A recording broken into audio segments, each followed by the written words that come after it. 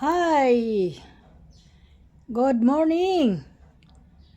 Another vlog, another umaga, another magdadaos na naman tayo ng atin maghapon ngayon.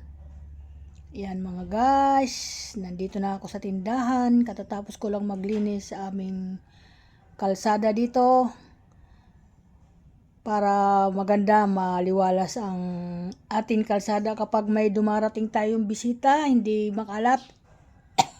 Ayaw ko kasi ng ganon.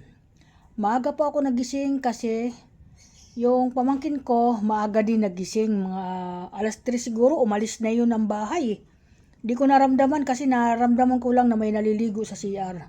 Sabi ko, sino kaya naliligo? Sabi ko, di pagtapos maligo, nag-iya ko.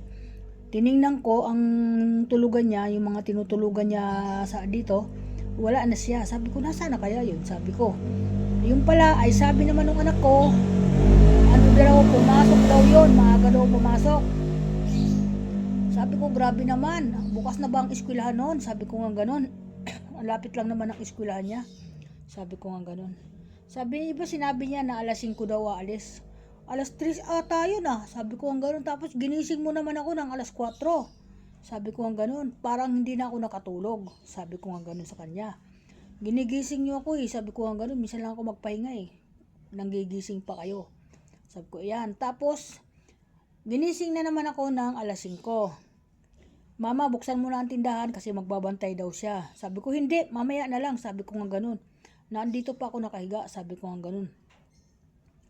So, yan. Mga guys, hindi na ako nakatulog hanggang sa bumaba na lang ako. Nagwalis ako. Tinulungan ko sila magayak dahil umalis sila. Nagtinda. Yan. Tinawagan ko na yung driver namin. So, dumating naman siya ng alas 7 kasi alas 7 yung usapan namin. Nandoon sila, ang nagkasama lang si DC lang, yung anak ko, at saka yung papa niya, at saka yung driver, tatlo lang siya. Hindi naman ako pwede sumama dahil malaging may dumarating dito sa akin bisita sa bahay. Kaya wala naman mag-iintindi kapag sumama ko. Kaya yan mga guys, good morning everyone. Parang makulimlim ang panahon natin. Parang laging umuulan na naman, pangalawang araw na ngayon. Yan, kaya medyo inuubo-ubo na naman ako kasi naaambunan ako. Yan po, kagaya kanina umaambon, naambunan po ako pagbukas ko dito sa tindahan.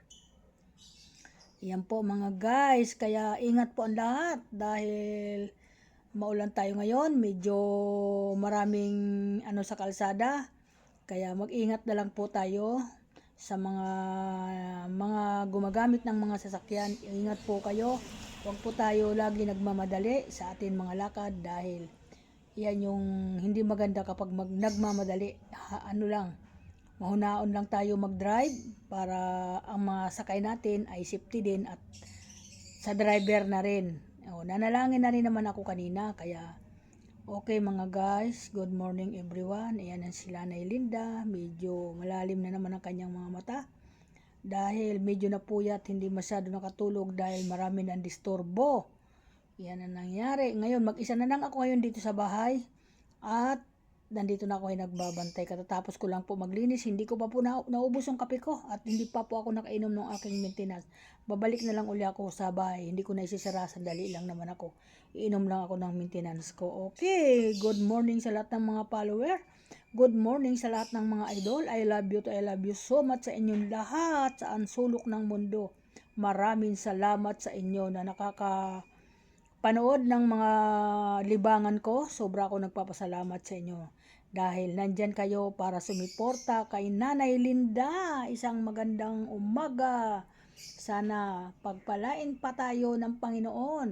At sa darating na taon, pagpasok, siguro magaan na ating pamumuhay.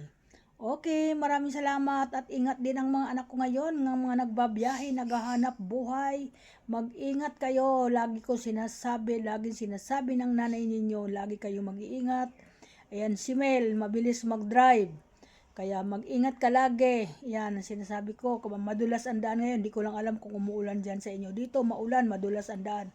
Kaya bye-bye! Bye-bye po sa lahat ng mga followers, sa lahat po. Bye-bye po. Okay.